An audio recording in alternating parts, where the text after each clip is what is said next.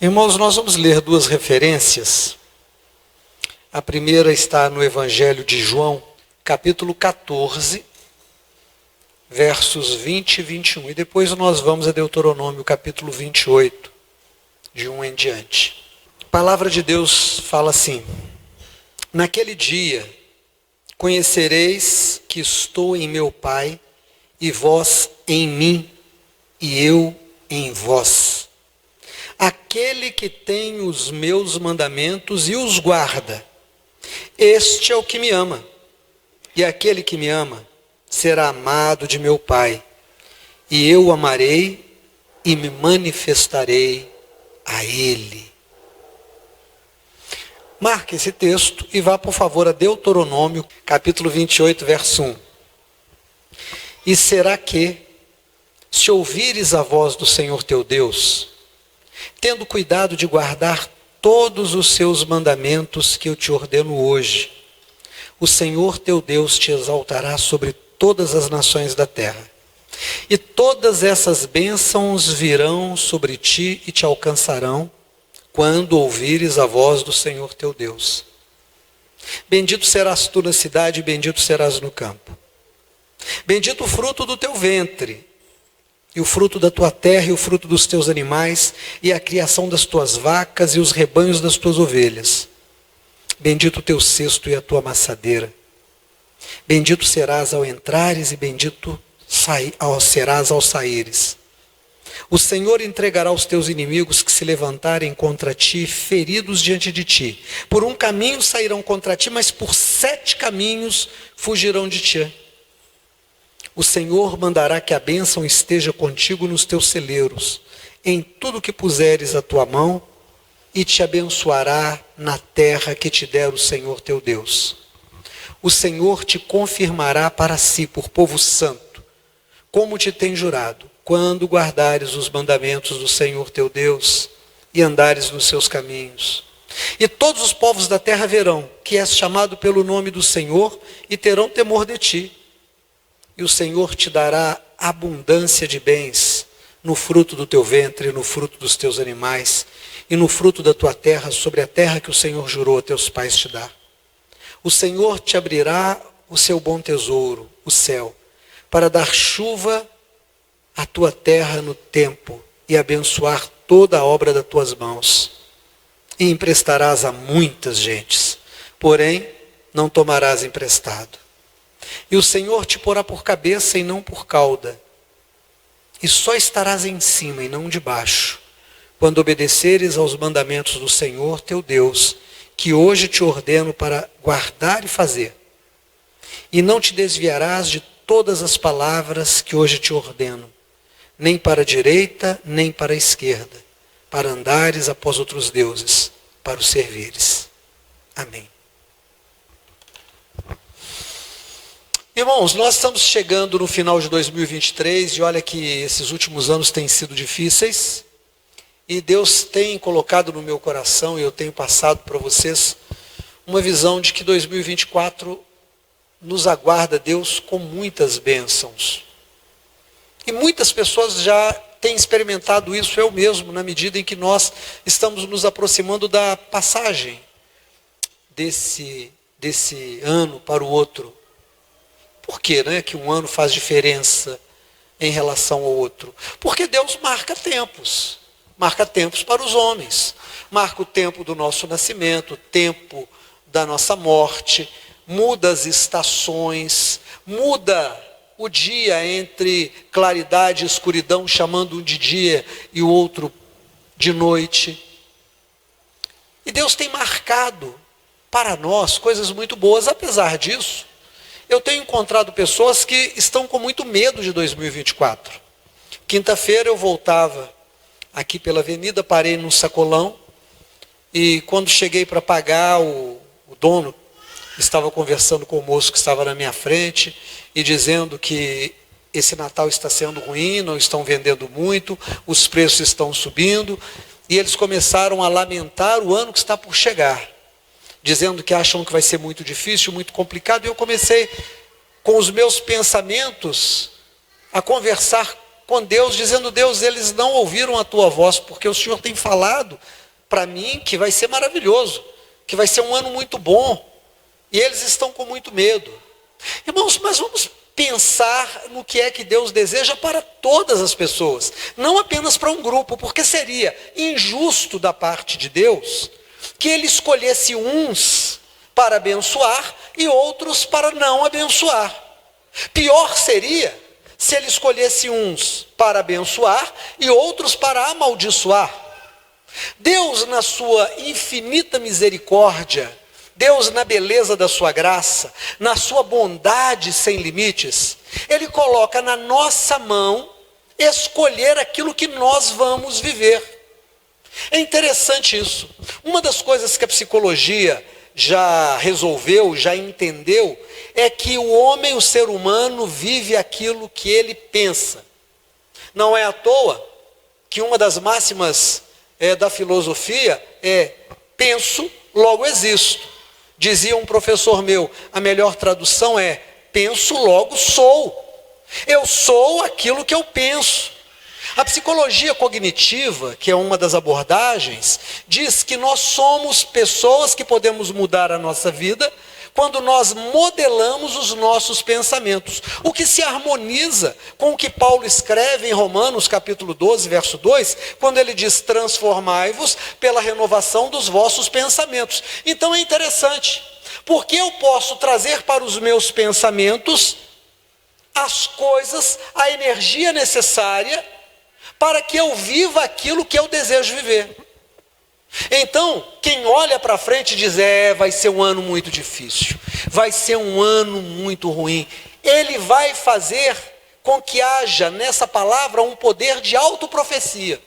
Ele vai trazer todas as dificuldades para a vida dele. Mas quando ele toma uma palavra de otimismo, uma promessa, e ele acredita nela, e ele começa a modelar toda a sua forma de ver as coisas que estão chegando a ele por esse pensamento, e ele é otimista, todas as coisas passam a ser boas.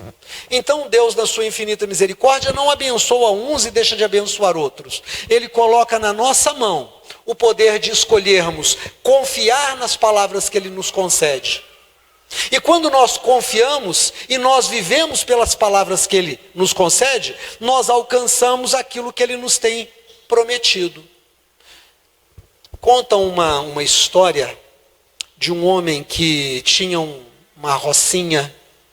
Ele era muito pobre e tinha uma esposa muito zelosa, aquelas mães de roça, que sabem fazer aquela galinha da terra, que sabem fazer laranjada marmelada, que sabem fazer chás e caldos e aqueles pratos muito gostosos, mas ele vivia numa rocinha.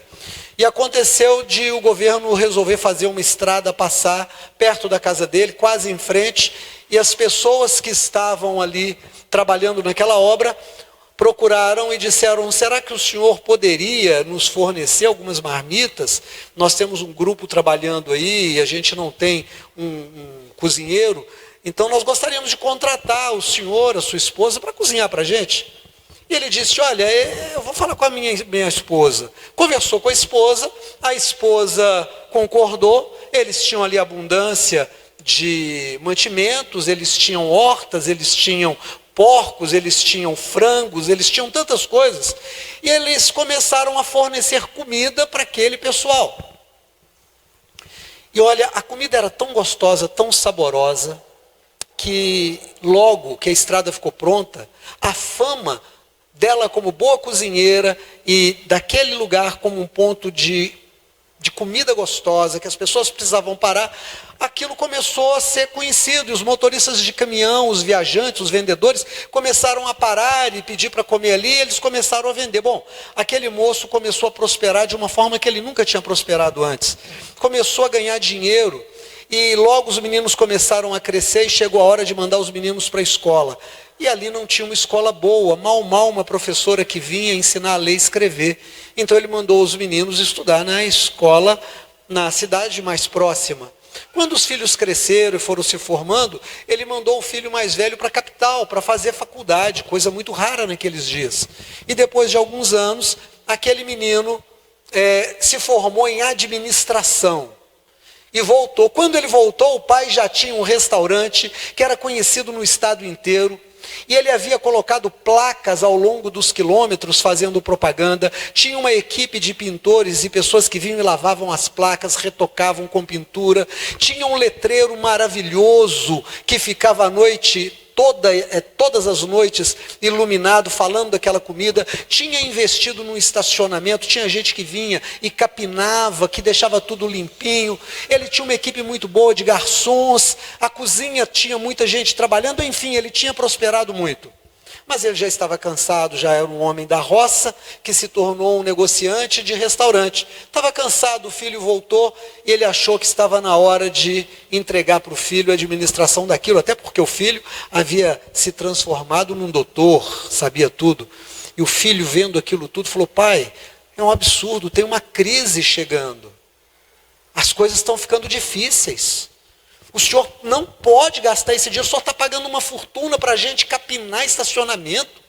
O senhor está pagando uma fortuna em eletricidade, mantendo esse luminoso, essas placas iluminadas. Vamos cortar isso, vamos ficar até 10 horas da noite, depois a gente apaga. E ele diz: filho, mas isso é propaganda, as pessoas já estão acostumadas. E o filho disse: não, pai, tem uma crise que está chegando, a gente tem que se prevenir, nós vamos ficar sem dinheiro. Chamou os funcionários, cortou a equipe, tirou 2/3, mandou embora. A equipe que ficou amargurada, não era gente suficiente. Ele escolheu aqueles que recebiam menos, então ele ficou com um trabalho de baixa qualidade. Bom, o frango deixou de ser o melhor frango da região, a comida começou a ficar com pedrinha no feijão, o arroz ficou sujo, o estacionamento cresceu mato, as placas foram descascando e logo ficaram apagadas, os letreiros não ficavam acesos, os caminhões pararam de passar, os viajantes começaram a procurar outros lugares. Pessoas que não tinham a noção de empreender, começaram a empreender e montar pequenos restaurantes ao longo da estrada, porque os viajantes começaram a perguntar: tem outro lugar onde a gente possa comer? E outros lugares foram aparecendo, porque ele abriu esse espaço. Depois de uns meses, eles abriram falência, foram à falência, fecharam o restaurante, e aquele negócio de muitos anos acabou. Aquele moço já velhinho, depois que fechou, com o coração apertado, atravessou a rua, a BR, parou do outro lado, agachou, pegou um raminho, botou assim no canto da boca, ficou olhando, e ele disse para ele mesmo: o meu filho tinha razão. Tinha uma crise chegando, e não é que ela chegou mesmo? Olha aí, nos alcançou. Irmãos, será que tinha uma crise chegando? Não, não tinha uma crise chegando. Aquele moço já chegou dizendo: tem uma crise chegando, vamos nos encolher, vamos nos esconder, vamos deixar de fazer investimentos, não tem ninguém comprando, ninguém vai comprar a nossa comida, para que ter funcionário, para que pintar placa, para que deixar letreiro? Ele fabricou a crise na medida em que ele não fez os investimentos, na medida em que ele não modernizou, na medida em que ele não criou oportunidades, não empreendeu dentro do próprio negócio. Ele fabricou a sua própria falência. Então veja, Deus não tinha para aquele homem, para aquela família, uma falência e uma pobreza. Deus tinha uma oportunidade. E ele tinha que dar a Deus, no lugar da oportunidade, uma decisão. Então veja, Deus nos dá as oportunidades e nós temos que responder a Deus com as decisões. Eu sou a decisão que eu tomo diante de uma oportunidade. O texto que nós lemos em Deuteronômio capítulo 28 diz: o Senhor está desejoso de nos abençoar. E ele diz para nós com uma clareza tão grande, porque diz assim: e será que se ouvires a voz do Senhor teu Deus, tendo cuidado de guardar todos os mandamentos que eu hoje te ordeno, o Senhor teu Deus te exaltará sobre todas as nações. Vem o profeta, vem o homem de Deus, e ele fala com o povo: Deus quer te abençoar. Mas Deus coloca diante de você a oportunidade de tomar uma decisão, de obedecer o seu mandamento, de ser zeloso, de cumprir exatamente aquilo que ele colocou, não se desviando nem para a direita nem para a esquerda, porque ele está pronto para te abençoar. E como é que Deus está pronto para te abençoar? Ele fala aqui: bem-aventurado, ou seja, feliz, abençoado serás na cidade. Bem-aventurado, feliz serás no campo. Sabe, eu tenho visto, encontrado e ouvido pessoas que dizem: o Brasil não dá certo, eu vou comprar uma passagem, vou vender tudo que eu tenho e vou para Portugal. Mas eu tenho encontrado um monte de gente que vai para Portugal e diz: olha, lá você ganha um pouco de dinheiro, mas paga muito, a vida lá é muito cara. Tem uma xenofobia, eles não gostam de brasileiros. Tem aquele grupo que diz: não, eu vou para os Estados Unidos, eu vou pagar um coiote, eu vou pagar lá 100 mil reais e eles vão me colocar para dentro, eu vou pular o muro, eu vou atravessar um rio. E eles entram, e depois de 1, 2 anos voltam, porque não dá para viver lá, ganha-se muito, mas paga-se muito, não se consegue documento, não é o melhor lugar do mundo para se viver. Porque a bênção não está no exterior, a bênção está num Deus que fala com você, num Deus que te criou, num Deus que te ama, num Deus que te sustenta, num Deus que vai à frente abrindo os seus caminhos. Então o Senhor Deus não escolheu uma tribo para ele dizer assim: eu abençoo essa e o resto eu não abençoo, estes são os meus filhos e os outros não são. Não, Deus não fez isso. Deus nos concede a sua palavra de orientação, Deus nos dá uma visão e ele diz: anda nessa visão. Anda nesse caminho que eu estou te dando, porque eu estou pronto para te abençoar. A bênção não está na América do Norte, a bênção não está na Europa, a bênção não está em nenhum lugar. A bênção está na sua vida, onde você estiver. Ou você acha que não tem gente prosperando aqui? Ou você acha que não tem pessoas empreendendo e com uma visão nova, e com garra, e com vontade, e tomando decisão? Enquanto tem pessoas que escolhem se lamentar e dizer: não vai dar certo, tem uma crise chegando, a gente não pode fazer investimento, meu Deus, o que vai ser? Eu preciso poupar, eu vou vender tudo que eu tenho, eu preciso... Tem gente que está dizendo: eu vou criar um negócio novo, eu vou procurar uma ideia nova, eu vou fazer melhor do que eu tenho feito, eu vou procurar uma oportunidade, o mercado está em crescente operação, e eu quero achar a minha parte nessa operação de crescimento. Eu vendia bacalhau, e todo mundo comia bacalhau na Semana Santa, eu vendia muito. Agora as pessoas não são mais tão religiosas e não comem mais bacalhau, elas estão comendo carne, então eu vou abrir um açougue. Não vou mais comprar bacalhau. Eu ganhei muito dinheiro com locadora de vídeo, eu tinha aquelas fitas, e agora ninguém mais tem videocassete. Para que eu vou continuar insistindo? Mas será que as pessoas não assistem mais filme? Continuam assistindo através dos streams.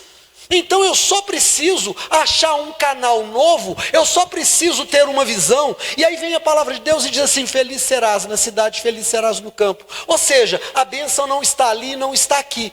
A bênção está em andar na presença de Deus. Mas ele não diz só isso. Ele diz para nós assim, presta atenção. Verso 2: todas essas bênçãos virão sobre ti e te alcançarão quando ouvires a voz do Senhor teu Deus. Tem uma diferença entre escutar e ouvir.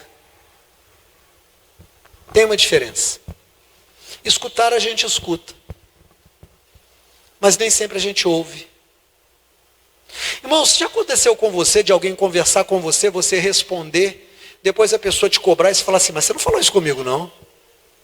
E ela diz para você: falei. Você fala: não falou. Você escutou, mas não ouviu.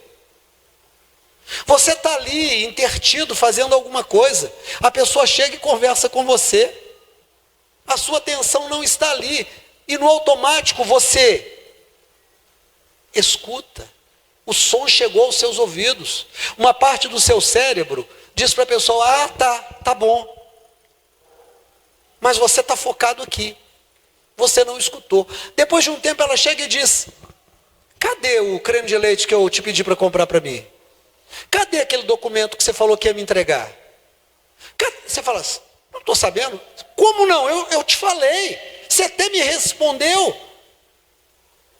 Porque você não colocou a sua atenção.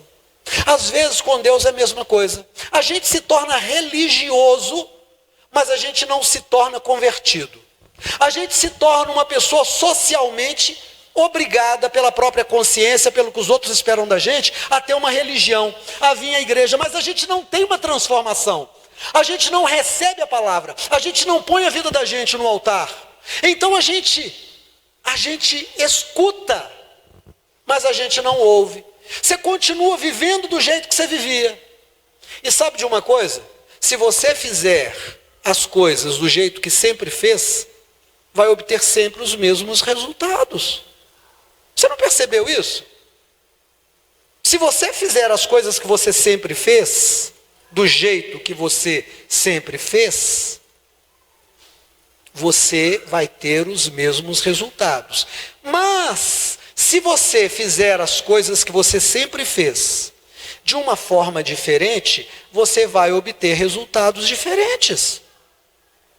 Então o Senhor Deus vem e diz assim: se você escutar e ouvir a minha palavra, entender e praticar o que eu estou te falando, você vai ser feliz. E eu vou te falar quais são as bênçãos que eu quero te dar, diz o Senhor. Olha o que ele diz: bendito o fruto do teu ventre, ou seja, os filhos que Deus te der, o fruto da tua terra. Vamos pensar que era uma sociedade agropastoril? Vamos pensar que não era uma sociedade industrializada? Vamos pensar que não era uma sociedade que já tivesse obtido recursos de informática? Que basicamente a economia era plantar, colher, armazenar e vender? Criar alguns bichos, vender esses bichos, o leite, a lã, a carne, o pelo. E alguém de vez em quando mexia ali com uma cerâmica, alguém tirava algum mineral da terra, alguém forjava alguma coisa em metal, mas essencialmente era uma sociedade agropastoril. Mas nos dias de hoje nós temos outras atividades porque nos desenvolvemos tecnologicamente. Então vamos pensar que Deus quer abençoar o seu negócio de informática. Felipe tem uma loja. Felipe tem uma loja e ele vende produtos de informática. Demóstenes trabalha com a internet. Os meninos aqui trabalham com a internet dentro de uma empresa que trabalha com turismo, com aluguel de carros, com outras coisas. Então Deus quer te abençoar naquilo que você faz. Fabiana é personal, trabalha com natação. Deus quer abençoá-la lá onde ela trabalha.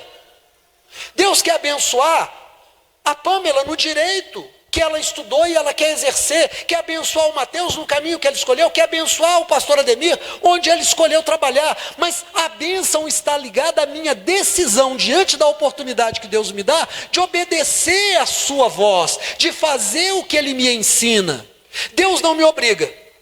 Gente, é interessante, Deus não obriga ninguém. Eu via uma pessoa numa palestra, um recorte de uma palestra, ele colocando em dúvida a existência de Deus. E ele dizia assim: a religião nos convenceu que tem um velhinho que mora lá em cima no céu e que ele determinou 10 coisas que nós não podemos fazer. Olha, essa é uma visão da religião mesmo. Essa visão e outras distorcidas. Primeiro porque Deus não está lá em cima. Até porque não existe lá em cima. A terra gira. Depois, Deus não está em um lugar. Todos os lugares estão em Deus. É Deus que sustenta todas as coisas. E Deus não nos deu 10. Deus nos deu muitas instruções. Quem dirige? Levanta a mão, por favor. É bom ter um carro, não é? Eu sei que tem gente aqui que gosta de correr, que tem o pé pesado, que gosta da adrenalina, carro moderno. Mas tem gente aqui que gosta de andar de carro velho, devagarzinho, curtindo a estrada, cada um. Mas tem normas para dirigir. Você tem que dirigir no Brasil, na pista do lado direito. O sinal vermelho você tem que parar. O carro tem regras. Ele pode ser automático ou mecânico. Você tem que colocar a alavanca no lugar certo e mudar na hora certa. Tem pedal para você parar e tem pedal para você andar. Tem que colocar o cinto, tem regras. Não tem como você viver sem regras. Você não pode inverter a comida e resolver comer uma feijoada de manhã. Pastor, mas eu faço isso. Você é uma exceção, é um ponto fora da curva. porque não faz parte da nossa história. Nós aprendemos a comer uma comida mais leve de manhã, uma comida mais pesada ao meio-dia, à metade do dia, talvez repetir isso um pouco mais tarde. O nosso organismo à noite precisa estar descansando, não pode estar trabalhando na digestão. Pastor, mas eu como um caminhão. Hoje, quando você for mais velho, você vai ver se vai ser assim. Porque o seu organismo começa a cobrar de você, que você tenha regras. Deus nos dá regras para que nós vivamos e alcancemos as suas bênçãos. Olha as bênçãos que Ele quer te dar, além de abençoar a sua família. Ele diz assim, presta atenção. Bendito o teu cesto e a tua amassadeira, não vai faltar comida na tua mesa. Bendito ao entrares e ao saíres, mas eu gosto muito disso aqui. O Senhor entregará os teus inimigos que se levantarem contra ti, feridos diante de ti. Por um caminho sairão contra ti, mas por 7 caminhos fugirão de ti. Pablo, você sabe por que Deus diz que o nosso inimigo virá contra nós por um caminho e sairá fugindo de nós por 7 caminhos? Porque nós receberemos a unção dos 7 Espíritos de Deus. A Bíblia diz que Deus tem os seus 7 Espíritos. O Espírito de sabedoria, o Espírito de força. Deus tem mais 5 Espíritos e Ele nos capacita. Lá em Israel, o Senhor Deus, quando fez o tabernáculo, mandou construir uma menorá. É um lampião com 7 taças, e essas 7 taças tinham azeite e ficavam acesas, representando exatamente os 7 Espíritos de Deus. Quando Deus envia sobre você a unção dos seus 7 Espíritos, como Ele fez com Sansão, ninguém resistiu à força de Sansão, como Ele fez com Daniel, ninguém resistiu à sabedoria de Daniel.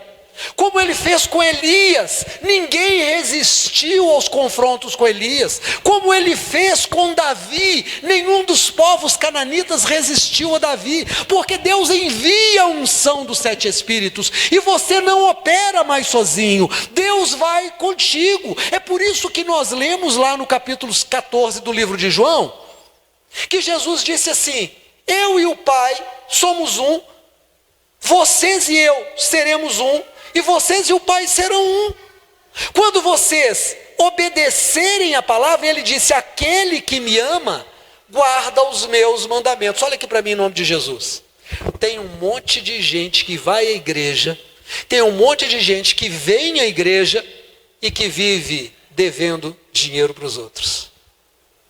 Tem um monte de gente que é sincero em buscar a Deus, mas não consegue comprar a casa própria.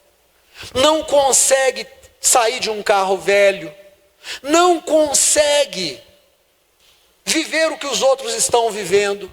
Ele vê as pessoas viajando, prosperando, melhorando, mas ele não consegue. Aquela pessoa vê os outros dizendo que são curados, que receberam bênçãos, e ele nunca experimenta na vida dele uma cura milagrosa. Ele não tem testemunhos para dar. Por quê? Porque Deus não quer abençoá-lo? Não, não é isso não. Olha o que Jesus disse lá em João 14. Aquele que me ama, guarda os meus mandamentos. E aquele que guarda os meus mandamentos, eu e o Pai viveremos para ele e faremos nele morada. Então, quando o Espírito de Deus vê que você tomou a decisão de andar nos caminhos dele, ele faz morada em você. E aí, presta atenção no que eu vou te falar. Jesus nos ensinou que quando um espírito ruim sai de uma pessoa, ele vai para um lugar árido, seco, desconfortável.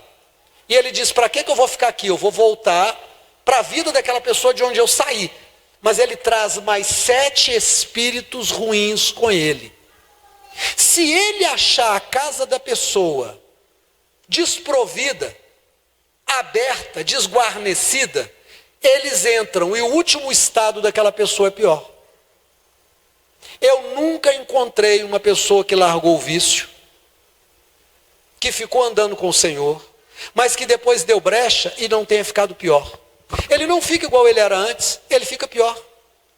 Eu nunca encontrei uma pessoa endividada que viveu o milagre da fartura, que viveu a prosperidade, que abandonou o Senhor e que voltou ao estado da pobreza que tinha antes, ficou pior. 7 vezes pior. Mas quando você toma a decisão, Pablo, que é um homem inteligente, toma a decisão e diz assim: eu vou andar nos caminhos do Senhor, eu não vou me desviar nem para a direita nem para a esquerda, eu não terei outros deuses diante de mim, eu não vou consultar outros oráculos, eu vou buscar ao Senhor, eu vou ouvir a voz do Senhor pela palavra que Ele me dá. Os 7 Espíritos de Deus entram na sua vida. Quando aqueles 7 espíritos que querem fazer você cair, retroceder, chegam, a sua casa está ocupada, a sua casa está guardada, o seu templo, que é o seu corpo, a sua vida, a sua família, está blindado pelos 7 espíritos de Deus. Você tem a sabedoria de Daniel, você tem a força de Sansão, você tem a rapidez de Eliseu, você tem a visão de Noé, você tem a bênção que esteve sobre Israel, o homem Israel. Você começa a viver os milagres que a palavra de Deus conta. E aquela pessoa que escolheu, que tomou a decisão de não andar nos caminhos do Senhor, que teve a oportunidade, que escutou, mas não ouviu, ela continua vindo à igreja e continua vivendo de aluguel, vivendo de favor. Você chega para ela e diz: que roupa linda é essa que você está usando? Ele diz: foi meu primo que me deu. Irmãos, nada contra a gente ganhar roupa, mas é muito bom quando você pode ir na loja e escolher a roupa que você quer também, não é? É muito legal. Irmão, olha para mim aqui em nome de Jesus, eu quero te dar um testemunho. Graças a Deus, a comunidade cristã não é uma igreja grande. Graças a Deus, porque nos dá a oportunidade de viver milagres. Há muitos anos atrás, quando Deus nos deu a visão desse trabalho, Deus não nos deu nenhuma garantia. Eu já dei esse testemunho aqui, muita gente conhece esse testemunho. E eu parei tudo para ser pastor da igreja, mas não tinha salário, não tinha nada, e Deus mandou eu parar até com a minha atividade. Eu perguntei para Deus: como é que eu vou viver? E Ele disse: a minha graça te basta. Eu falei para Simone: não temos R$5 para amanhã de manhã para comprar pão. E Deus mandou parar com tudo e ficar só com o trabalho da igreja.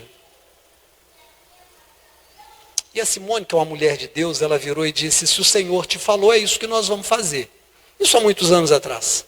Irmãos, eu não tinha R$5, Mateus era pequenininho, Amanda menor ainda, eu não tinha dinheiro para nada. A igreja tinha um cômodozinho aqui alugado, aqui embaixo, pequenininho. Tinha 6 bancos que eu tinha feito, comprado a madeira, mandado o serralheiro fazer a estrutura, eu tinha pregado, eu tinha lixado, eu tinha feito tudo. 2 portinhas. Você estava na igreja nessa época, Giovana, já? Já, né? Lembra quando eu morava ali atrás da Dona Vitória? Giovana era um catatauzinho. Giovana era do tamanho das meninas dela, um pouco maior, ela e Débora. E aí, irmãos, a gente não tinha o que comer um dia. E o meu coração estava na palavra de Deus: aquele que chama é aquele que faz. Eu fiquei tranquilo, não tinha nada nas latas. A Simone saiu com os meninos, eu não sei para quê, não me lembro qual foi a razão que ela não estava em casa, eu estava em casa. E tinha um membro aqui da igreja, o irmão Bruno Pires, que depois veio a ser pastor da nossa igreja, hoje mora em 7 Lagoas, é pastor lá, de uma outra igreja. Ele e a cunhada dele bateram na porta lá de casa e trouxeram uma compra. E eles falaram: pastor, nós vamos fazer compra para nós e resolvemos fazer compra para o senhor. Eu não tinha falado nada para eles, não tinha pedido nada para ninguém. E eles compraram muita coisa, foi uma compra muito boa, nos deixou abastecidos por bastante tempo. Até sucrilho, que era uma coisa que a gente normalmente não comprava, veio, eu me lembro bem, porque eu tenho uma memória afetiva com o sucrilho de quando eu era criança. Até isso veio. E ali mesmo a gente já fez um café, do café que veio. Já comemos um biscoitinho do biscoito que veio, porque não tinha nada. Oramos, abençoei a vida deles, agradeci, sou muito grato. E eles foram embora, e eu voltei, ajoelhei e falei: Senhor, 2 coisas eu tenho para te dizer. Primeiro, muito obrigado, o Senhor é um Deus que supre. Não falei nada com ninguém, o Senhor mandou trazer aqui. Segunda, nunca mais faz isso comigo. Porque eu trabalhei em multinacionais, eu trabalhei em empresas grandes que me pagavam salários muito bons, e o Senhor mandou eu largar. Eu trabalhei em empresas que me davam diárias para eu comer no restaurante, dormir no hotel que eu quisesse. Eu trabalhei em empresas que dizia que se o garçom não me cobrasse 10%, eu podia dar gorjeta. Irmãos, empresa não faz mais isso hoje, a minha fazia. Você pode dar, empresas... Agora eu trabalho para o Senhor, que é o dono de todas as empresas. E eu vou ficar recebendo comida que os outros comprarem? Não, Senhor. Se o Senhor é Deus na minha vida, esse trabalho vai prosperar. Irmãos, não prosperou do dia para a noite, não. Mas a partir daquele momento que aquilo foi acabando, eu podia ir ao supermercado e eu dizia para Simone, nós vamos trabalhar com 12 ovos na geladeira. No dia de fazer compra, eu perguntava, quantos ovos tem? Tem 4, eu compro 8. Tem 6, eu compro mais 6.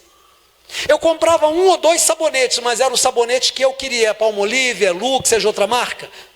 Eu não podia comprar 3, 4, 5, 10 pastas de dente, comprava uma, mas era a que eu queria. Não era orgulho, era fé. Era dizer, Deus, eu quero viver um milagre, a tua palavra é a minha bússola, a tua palavra é a porta pela qual eu vou entrar. E aí a igreja foi crescendo e graças a Deus ela não é uma igreja grande, mas é uma igreja que se mantém. E é uma igreja que tem o próprio patrimônio, nós não dependemos de pagar aluguel. Nós não dependemos dos outros, de outros ministérios, porque o Senhor nos tem sustentado com um grupo pequeno hoje, que vai ser grande, porque Deus está falando para você nessa noite, que Ele quer abençoar em 2024, não interessa que os outros estejam olhando e dizendo, tem uma crise chegando, não interessa que você esteja vendo um monte de porta fechada, Deus está dizendo para você, que se você acreditar, você vai prosperar. Acreditar na palavra dele, não se desviar nem para um lado nem para o outro, seja fiel a Deus, dê toda a honra e toda a glória ao nome do Senhor, seja humilde. Se alguém te ofender, se alguém te magoar, se alguém te insultar, não devolva o mal com o mal, porque esse é mandamento do Senhor. Abençoa o que te amaldiçoar. Guarda os dias sagrados que o Senhor te pede. Deus não te pede as 24 horas do dia, todos os 7 dias da semana. Ele te pede muito pouco que você esteja aqui aprendendo e orando. Deus não diz para você evangelizar todo mundo, mas para evangelizar as pessoas que Ele coloca na sua vida. Você não precisa falar para todo mundo, mas para aquela pessoa que Deus colocar junto de você. Então ele diz assim, eu vou abençoar o fruto do teu trabalho, eu vou abençoar a tua terra, os teus inimigos, quem se levantar contra você, quem te amaldiçoar, quem disser que você não vai dar certo, quem rogar uma praga contra você, vai receber 7 vezes o que ela mandou para você. Porque eu vou cuidar de você, diz o Senhor. Mas o que é que ele diz mais? Presta atenção, eu quero que você receba essa bênção, olha só. O Senhor mandará que a bênção esteja contigo nos teus celeiros. Gente, nós guardamos alguma coisa em celeiro? Não, onde que nós guardamos? No estoque. Felipe deve ter um estoque de alguma coisa, por menor que seja. Ou a gente guarda no banco. Ou a gente guarda na nuvem a informação. Ou a gente guarda num HD, ou a gente guarda numa gaveta documento. Deus está falando que Ele vai abençoar onde você guarda aquilo que é importante para você. Que você vai acumular coisas boas ali. Olha o que Ele diz aqui. O Senhor mandará que a bênção esteja contigo nos teus celeiros e em tudo que puseres a tua mão. Abençoará a terra que te der o Senhor. Olha aqui para mim em nome de Jesus. Como que você vai ficar vivendo de aluguel? Olha para mim, por favor, irmãos. Não tenho nada contra aluguel. Não tem. Não tem. Eu acho muito melhor você viver de aluguel do que você viver debaixo da ponte. Não é, Demonstra? É melhor? É melhor. Mas não é melhor ser dono daquilo que a gente usa? Ele está falando assim, o Senhor vai te abençoar naquele lugar que Ele te der. Será que Deus quer dar um imóvel só para o João e não quer dar para Maria? Será que Deus quer dar um imóvel para o Nelson e não quer dar para o Alberto? Não, Deus não tem a mão encolhida para que não possa abençoar. Deus tem a mão abençoadora. Deus tem a mão estendida para abençoar todos que tomarem a decisão de obedecer. Pastor, mas é justo Deus fazer isso? Você quer mais justiça do que essa? É você que determina. Onde você está pondo seu pensamento? Qual a decisão que você está tomando diante da oportunidade que Deus te dá na palavra dele? Ele põe a palavra diante de você e diz assim, toma a decisão. A que você tomar, é a que eu vou fazer. O pai chama o filho, tem 2 filhos. Chama um filho e diz assim: meu filho, tudo que eu tenho é seu. Essa terra toda é sua.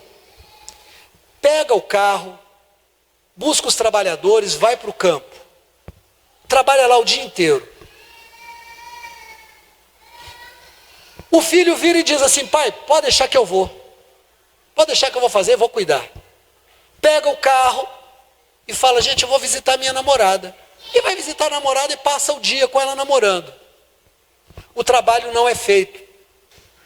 Tem um prejuízo naquele lugar. O filho, segundo filho, o pai procura e fala: meu filho, pega o carro, busca os trabalhadores e leva para trabalhar. E ele diz: ah, pai, eu não vou fazer isso não. Ou não. Eu tenho que ir no colégio, eu tenho que fazer outra coisa, eu não vou não. E ele sai, mas no meio do caminho ele diz assim: meu pai precisa de mim. Não, eu vou fazer o que o papai mandou. Volta lá na garagem, pega o carro, busca os trabalhadores, trabalha o dia inteiro. Quando os 2 voltam à noite, o pai vai pedir contas e vai dizer para o primeiro: como é que foi o trabalho lá? E ele vai dizer assim: eu não ouvi a tua voz. Eu escutei o que o senhor me falou, mas eu não dei ouvido, eu fui namorar. E o trabalho ficou por fazer. E o pai diz: então eu não posso te pagar o dia. Eu não posso colocar na tua mão amanhã uma responsabilidade maior, porque a de hoje você não deu conta. Mas aí ele chama o filho mais novo, que disse que não ia, e chama o filho e diz: vem cá, como é que foi lá hoje? Ele diz: pai, eu fui lá. Estou chegando de lá agora, só estou com a mão calejada, estou sujo, não tomei banho ainda, mas olha, foi bom, levei todo mundo, foi muito bom, nós produzimos muito, está tudo resolvido, o senhor não se preocupe, os clientes foram atendidos, já levei o pessoal para casa, estou cansado, estou morto, vou dormir. E o pai diz: não, meu filho, espera aí, eu tenho alguma coisa para te dar, o pagamento do dia de hoje.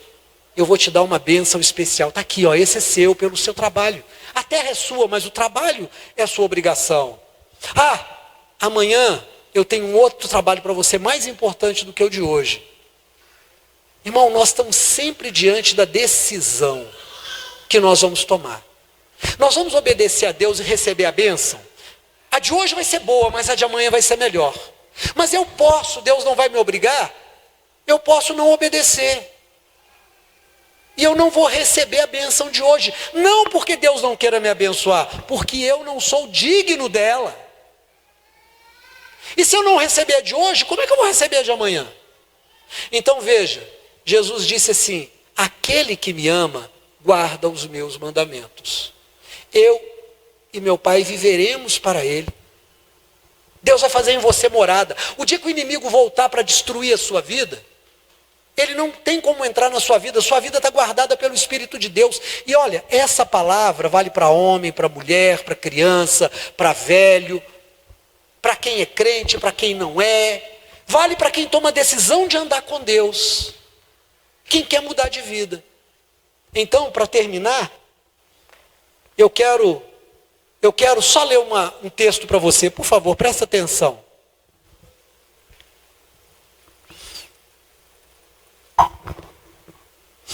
Verso 13: e o Senhor te porá por cabeça e não por cauda, e só estarás em cima e não debaixo, quando obedeceres aos mandamentos do Senhor teu Deus, que te ordeno hoje, para guardar e fazer, e não te desviarás de todas as palavras que hoje te ordeno, nem para a direita nem para a esquerda, para andares após outros deuses e para os servires.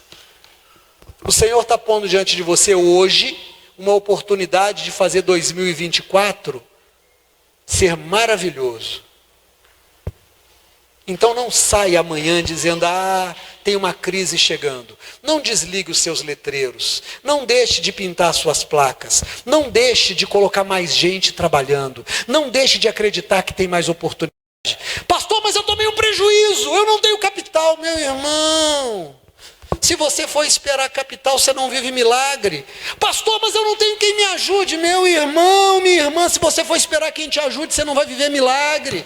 Pastor, mas eu não estou vendo um caminho. Meu irmão, para que você ia viver milagre se você estivesse vendo caminho? Se eu puder fazer, não é milagre, sou eu que estou fazendo. O milagre é quando Deus faz acontecer aquilo que eu não consigo. E os filhos de Deus vivem de milagre, amém, irmão? Você quer viver de milagre? Então anda nos caminhos do Senhor, porque 2024 vai ser o seu ano. Não sou eu que estou dizendo, não, é a palavra de Deus. Você ou toma posse, ou deixa aqui para outro tomar posse. Você toma a decisão. Vamos ficar de pé em nome de Jesus?